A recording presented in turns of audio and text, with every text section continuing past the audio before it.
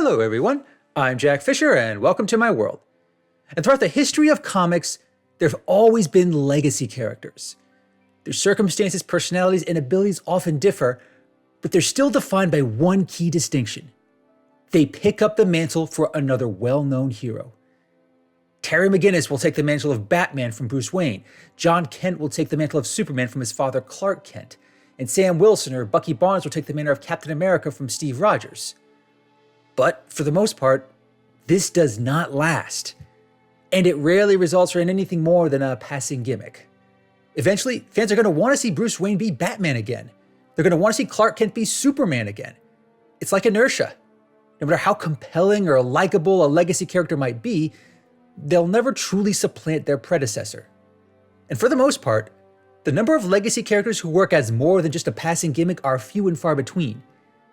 Any effort to put a character in such a legacy role is risky at best, and at worst, it's potentially detrimental to an entire franchise.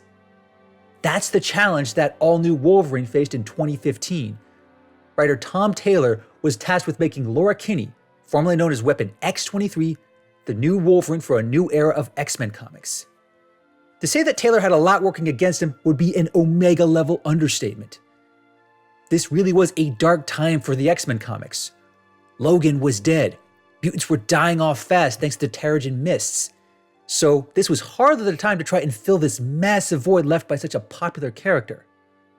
But remarkably, All-New Wolverine found a way to succeed. It didn't just force Laura into the role of Wolverine, it proved that she deserves that title. As Logan's biological daughter, and as someone who'd forged her own path since her debut in X-Men Evolution, she really does embody what it means to be Wolverine every bit as much as Logan.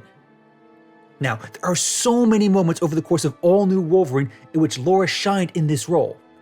But of all the arcs that demonstrated her spirit, her grit, and her tenacity, Enemy of the State 2 may very well be her finest hour.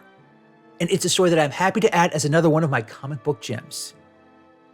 It's also fitting that this is such a high point for Laura because in the mid-2000s, Enemy of the State was an acclaimed story for Logan.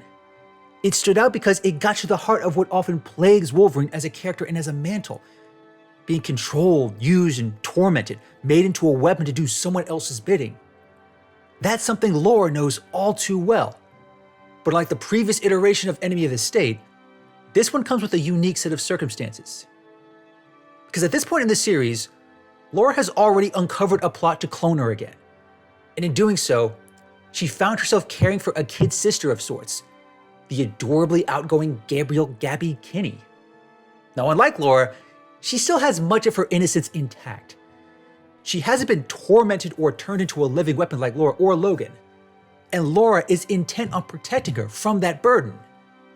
But then, she gets a mysterious package containing a familiar substance, the trigger scent.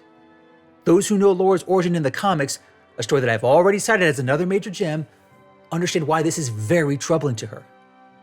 Anyone who possesses that trigger scent can effectively turn Laura into an unthinking, unfeeling killing machine.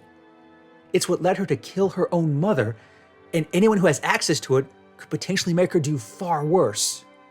So naturally, Laura tries to put some distance between her and innocent people while she looks into this. And that involves taking Gabby on a long road trip to a remote cabin that Logan owned. It's not ideal, but it gives Gabby a chance to be adorably playful, something that makes nearly every issue of All-New Wolverine such a joy. Eventually, they arrive in the isolated town of Dalesville, California. But before they can lay low, someone unleashes the trigger scent on Laura. And in a haunting sequence that you'll only get from Wolverine, she blacks out. And when she wakes up, the entire population of the town has been slaughtered. It is a brutal, terrible moment, a manifestation of Laura's worst fears. At first, it seems like all signs point to Laura being guilty of this heinous act.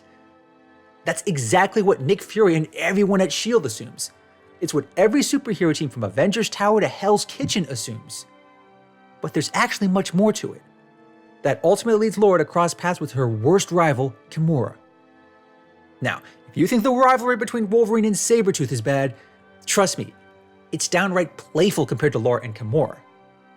You don't have to know all the brutal details of their history.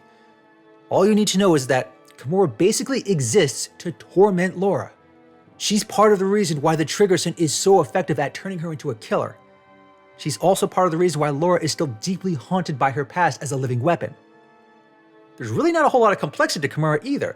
In this story, she's just upping her game. She's setting Laura up to essentially remove her from the family and support structure she's worked so hard to build. And since Logan is dead, she basically has nobody to turn to. She still has Gabby, but Gabby is just a kid and can only do so much. She's also clearly another target for Kimura, a source of leverage to use, abuse, and control in the name of making Laura the ruthless killing machine she once was. Like many iconic stories involving Wolverine, Enemy of the State 2 gets pretty brutal. It requires Laura to go on the run from S.H.I.E.L.D., the Avengers, the X-Men, and everyone in between. It takes her from a cabin in California to the shores of Madripoor. And it requires her to endure pain, suffering, and mental torment on a level that's deeply personal to her. All of it, this egregious crime, this elaborate torment, and this focused attack on the family she's worked so hard to build, it's all in the name of making her revert back to Weapon X-23. Kimura is basically trying to undo every bit of progress Laura has made since escaping the facility that created her. But in doing so, she's also pushing her to be better and stronger than she's ever been. Now, I won't spoil all the details on how it plays out for Laura and Gabby, but if you know anything about Wolverine, no matter who goes by that title, you'll understand and appreciate what that struggle entails. After spending so much time escaping the past, fighting and often killing those who keep trying to turn Wolverine back into Weapon X, it really is a never-ending battle. Not just anyone can fight that battle the way Logan did for years, just as not everyone can carry the legacy of Wolverine or any iconic moniker for that matter. But Laura can, and does, and makes damn clear that she has the strength. By the end of Enemy of the State 2, there's no further doubts or reservations. Laura says proudly and unequivocally that she is Wolverine. Like her father before her, she chooses this mantle, and she knows how to honor that legacy in all the right ways for all the right reasons. Doing so can be a burden and an emotional strain, but she does it proudly and looks plenty badass while doing it. Now, a few years after this story, Logan does come back to life, and he still goes by Wolverine. But just as Miles Morales still calls himself Spider-Man, Laura still calls herself Wolverine. And after Enemy of the State 2, there's no question that she rightly earned that title. And I am just as proud to add this story to my list of comic book gems. As always, I'll leave an Amazon Comixology link in the description. See for yourself how Laura does her father and the entire legacy of Wolverine proud.